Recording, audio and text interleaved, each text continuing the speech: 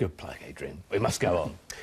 This week, changes to disability benefits came in, bringing tougher tests for claimants. Charities are warning that 500,000 disabled people will lose out under the new regime. Well, a few days ago, the Care Minister met one disabled campaigner from Devon who's already lost a lot of her care package simply because she's moved house. Jenny Kumar reports. After years of communal living, Sarah decided she wanted to live more independently. It took her 2 years to find suitable accommodation to meet her needs. But when she made the move from Exmouth to Paignton, there was an unexpected price to pay.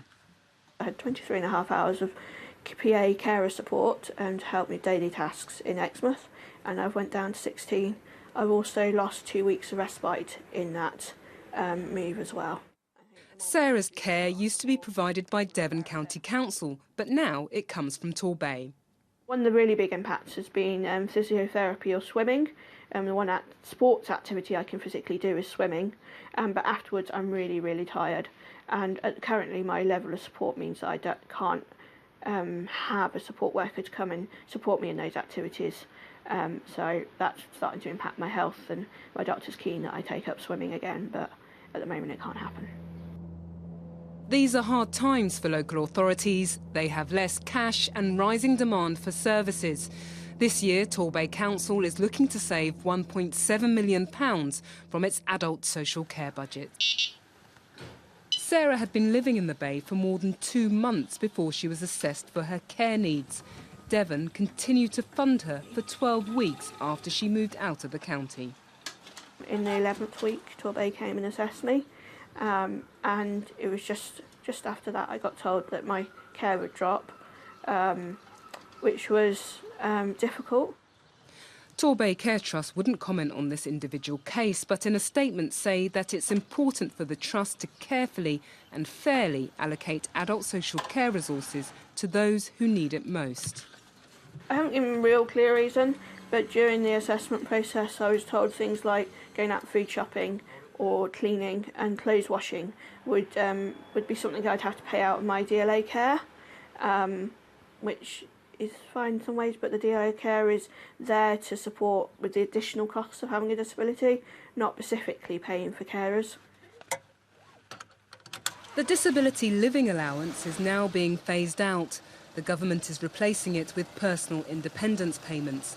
Ministers say this will make better use of resources, but charities think it will just leave people like Sarah worse off. Disabled people are really worried at the moment because it seems like their support and their financial income is being cut from all sides. About 600,000 disabled people are about to lose their entitlement to disability benefits. And on top of that, those same people are losing their social care support. This week, Sarah went to meet the Care and Support Minister. Norman Lamb reassured her that laws were coming in that would give people confidence that their care would continue if they move house. She's still worried, though, that the wider package of cuts could still leave people like her without the help they need. Alison, do you sympathise with Sarah's case?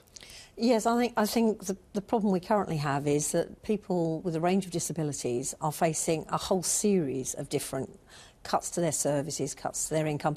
And what the government have failed to do, and it's left hand and right hand of government not actually thinking these things through, is do a proper cumulative impact assessment on exactly how all these different changes from bedroom tax through the DLA to PIP are affecting this very significant group of people with disabilities. And the Conservative minister just recently just flatly refused to do that impact assessment. And it's difficult to know if you don't understand the problem, what you do about it. And as I say, it's left hand, right hand, not knowing what it's doing. OK, we'll pursue that generally in a minute with Adrian, but just on this issue of the problems she's had moving from one local authority to another, this, of course, has nothing to do with the coalition. This is a system that's been in place since you were in government. Why did you allow that to roll on for years? There's and years always and been a years? degree of local choice and what local councils can afford to support. We know that they're all cutting back at the moment. But should there on have been a supports. national standard? So basically you get a certain level of care in one local authority, you do in the next. No, but that I mean, doesn't seem to be a priority for the Labour government. That's what I'm driving at. No, I mean, there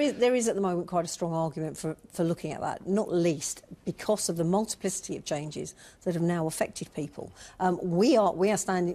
We're seeking to look at and understand the nature of the problem as a whole before we commit to changing the system yet again, because quite frankly there's been an awful lot of turmoil in the system, and the people who are being disbenefited by the whole thing are the people with disabilities. Adrian, Sarah's your constituent.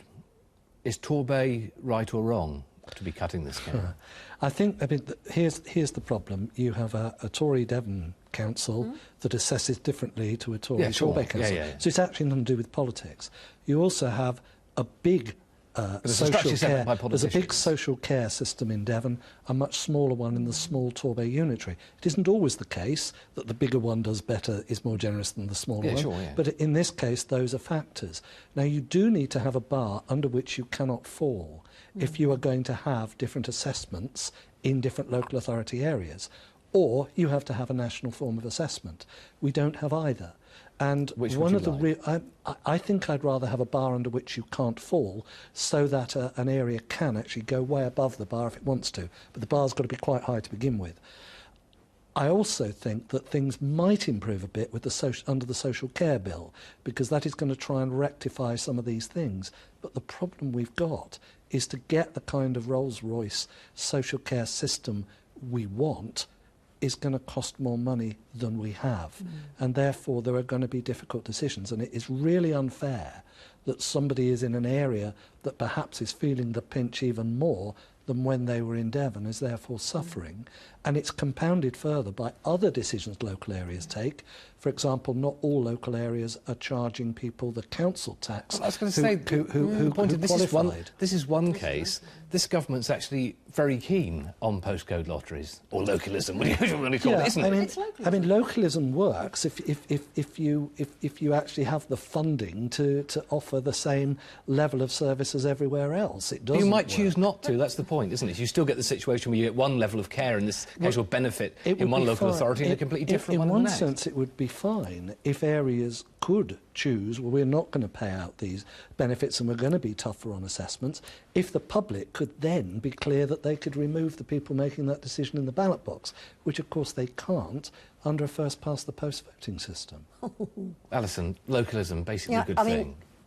Adrian's party sat there repeatedly in committee after committee saying localism is the answer, supporting the localist agenda, and we did sit there and say you will get a postcode lottery because we were aware that already in certain circumstances that was happening. And it's actually postcode lottery writ large now, with no national control over anything. The government are just farming it out, saying over to you, local authority. Any system that's complex, a healthcare system, you have to have some form of local decision-making to reflect different demands and needs in different areas. The problem is the funding streams don't necessarily recognise where those problems are more acute. That's why localism doesn't work. So you've got to make sure you have the right funding streams, then localism can work. OK, we must move on.